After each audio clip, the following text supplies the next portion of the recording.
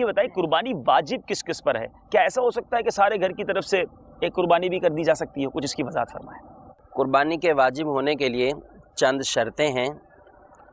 قربانی مسلمان پر ہے اور وہ مقیم ہو، مسافر نہ ہو، آزاد ہو، عاقل ہو، بالغ ہو اور مالک نصاب ہو۔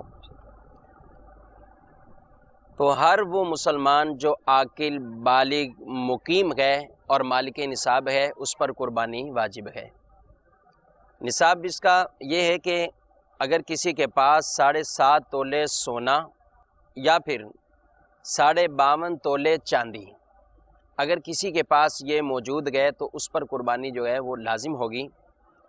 اور اگر 7.5 تولے سونا نہیں ہے، کم ہے، کچھ چاندی موجود ہے، تو ایسی صورت میں حکم یہ ہوتا ہے کہ کسی کے پاس اگر 52.5 تولے چاندی موجود ہو یا اس کی برابر اتنی رقم موجود ہو یا اپنے گھر کا حاجت سے زائد اتنا سامان موجود ہو کہ ان سب چیزوں کو ملائیں تو ان تمام کی قیمت 52.5 تولے چاندی تک پہنچ جائے، تو ایسی صورت میں اس آدمی پر قربانی لازم ہوگی۔ یہ شرائط چاہے عورت کے اندر پائی جائیں چاہے مرد کے اندر پائی جائیں، باہر صورت ان پر قربانی کا وجوب آئے گا۔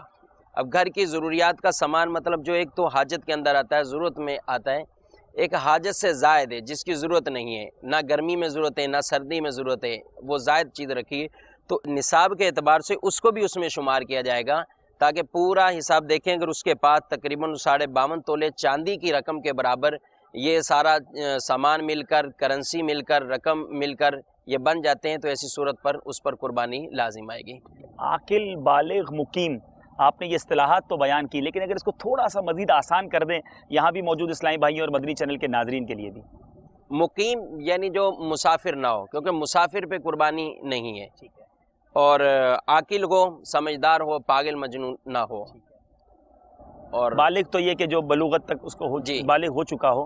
بچے کے اوپر جو نابالغ ہے اس پر بھی قربانی نہیں ہے۔ اب اس سوال کا دوسرا حصہ بھی حضور تھا کہ کیا گھر کے تمام افراد کی طرف سے ایک قربانی بھی دی جا سکتی ہے؟ گھر کے تمام افراد کی طرف ایسا نہیں ہے، جس کے اندر یہ شرائط پائی جائیں گی، اگر تمام میں شرائط پائی جائیں گی تو تمام پر جو ہے وہ قربانی لازم ہو جائے گی، اور اگر تمام میں شرائط پائی جا رہی ہیں، اب وہ کہہ رہے ہیں کہ ایک ہی جانور جو ہے سب کی طرف سے ہو جائے، تو ایسا نہیں ہوگا، بلکہ وہ جانور جس کے اندر حصے نہیں بنائے جاتے جیسے بکرا بکری ہے تو یہ ایک ہی کی طرف سے ہوتی ہے۔ اگر کوئی ایسا کرے کہ یہ 6 کی طرف سے ایک ہی بکرا کر دیا تو کسی کی بھی قربانی نہیں ہوگی اس صورت میں۔ صلو علی الحبیب صلی اللہ تعالی علی محمد۔ مجھے اپنی اور ساری دنیا کے لوگوں کی اصلاح کی کوشش کرنی ہے۔